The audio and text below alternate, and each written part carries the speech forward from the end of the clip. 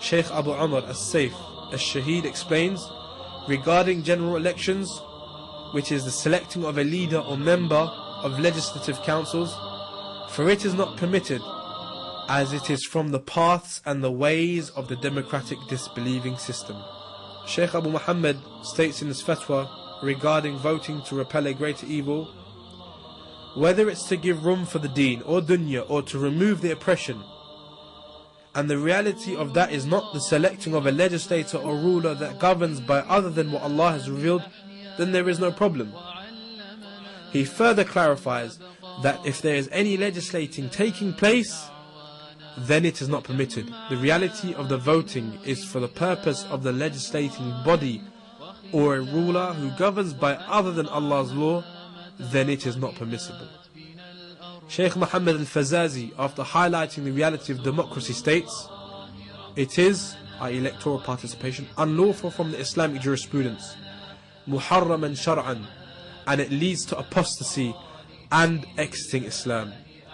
Abu Qatada al-Falastini clearly expresses his condemnation of the electoral participation throughout his interview regarding this issue.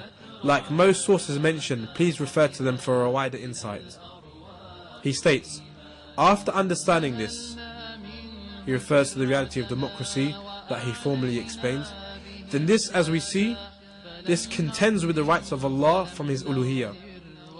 So if we describe someone as having the right to issue orders independently, and that he is the Sayyid, master, meaning obeyed, then we have understood the parliament as Sayyid, the master, meaning God.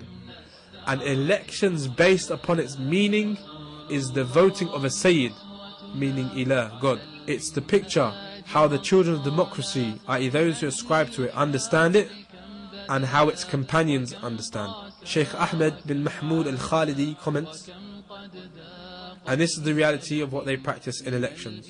For they subscribe or practice another religion by it, i.e. the elections. The religion of democracy, which ascribes governance to the people and not Allah. These people are choosing a God that they will empower or entrust the authority of absolute legislation in agreement to the constitution. Also, Shaykh Faiz Muhammad states the impermissibility of elections in his talk, which is available online. Also, from those who deem it impermissible are Dr. Isra Ahmed of Tandeem al-Islami, Shaykh Abu Hamza al-Misri, and also this seems to be the commonly accepted stance from Hizb ut-Tahrir. Bearing in mind all that which has been presented, can the misconception of it being a shadh opinion really be accepted?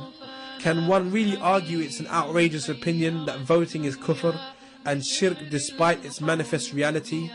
Is it not for those who deem it permissible to bring the Shar'i dalil rather than logic and analogy that is far from the reality being discussed? Rejection of false deities and a brief clarification of ruling by other than Allah's law. One of the most crucial issues when it comes to voting is the sidelining of the most important principle in Islam, abstaining and rejecting false deities. As mentioned earlier, Shaykh Abu Muhammad illustrates that those who encourage Muslims to participate in democracy are from those of zayg wa dalal, vagueness and misguidance, and they fail to return that which is unclear to them to the core principle of the religion. The most core principle annihilated when participating in election is tawheed and rejecting of taghut. Therefore, it is paramount that this concept is discussed here. However, this topic can never be completed in just one article. However, it requires volumes upon volumes for justice to be given to such a topic. As Allah subhanahu wa ta'ala states, قُلْ لَوْ كَانَ الْبَحْرُ مِدَادًا لِكَلِمَاتِ رَبِّي لَنَفِدَ الْبَحْرُ قَبْلَ أَن تَنْفَذَ كَلِمَاتُ رَبِّي وَلَوْ جِئْنَا بِمِثْلِهِ مَدَدًا. Say, if the sea were ink for writing the words of my Lord, the sea would be exhausted before the words of my Lord were exhausted, even if we brought the like of it as a supplement. Glory be to God, who sent down every messenger to proclaim that there is no God but Him, and to abstain from the false deities. As Allah subhanahu wa ta'ala states, وَلَقَدْ بَعَثْنَا فِي كُلِّ أُمَّةٍ رَسُولًا أَنِ اعْبُدُوا اللَّهَ وَاجْتَنِبُوا الطَّاغُوتَ. And we certainly sent to every nation a messenger, saying, worship Allah and avoid taghut. With such an important concept, anyone who strays from the oneness of God and enters into areas that violate Allah's rights has certainly wronged himself, and Allah subhanahu wa ta'ala will cause all of his actions to become void. Allah Azza wa Jal states, and indeed it has been revealed to you, O Muhammad sallallahu alayhi wa sallam, as it was to those before you. If you join others in worship with Allah, surely all your deeds will be in vain, and you will certainly be among the losers. وَلَقَدْ أُوحِيَ إِلَيْكَ وَإِلَى الَّذِينَ مِنْ قَبْلِكَ لَئِنْ أَشْرَكْتَ لَيَحْبِطَنَّ عَمَلُكَ وَلَتَكُونَنَّ مِنَ الْخَاسِرِينَ. The extent of the sin is so great that even the final messenger and those before him were warned in such a stern manner and tone.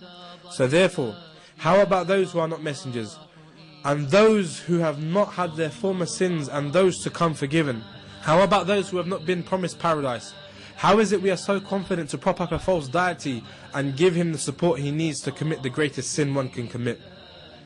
As reported in an authentic hadith on the authority of Abu Abdullah Nu'man bin Bashir radiyallahu anhu states, I heard the Messenger sallallahu alayhi wasallam say, that which is lawful is clear, and that which is unlawful is clear, and between the two of them are doubtful matters about which many people do not know.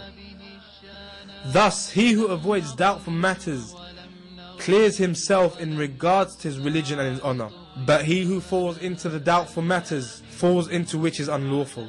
Like the shepherd who pastures around a sanctuary, all but grazing therein. Truly every king has a sanctuary, and truly Allah's sanctuary is his prohibitions. Truly in the body there is a morsel of flesh, which if it is sound, all the body is sound, and which if it is diseased or corrupt, all of the body is diseased or corrupt. Truly it is the heart. Related by Bukhari and Muslim. إن الحلال بين وإن الحرام بين وبينهما أمور مشتبهات لا يعلمهن كثير من الناس فمن اتقى الشبهات فقد استبرأ لدينه وعرضه ومن وقع في الشبهات وقع في الحرام كالراعي يرعى حول الحمى يوشك أن يرتع فيه ألا وإن لكل ملك حمى ألا وإن حمى الله محارمه ألا وإن في الجسد مضغة إذا صلحت صلح الجسد كله وإذا فسدت فسد الجسد كله ألا وهي القلب.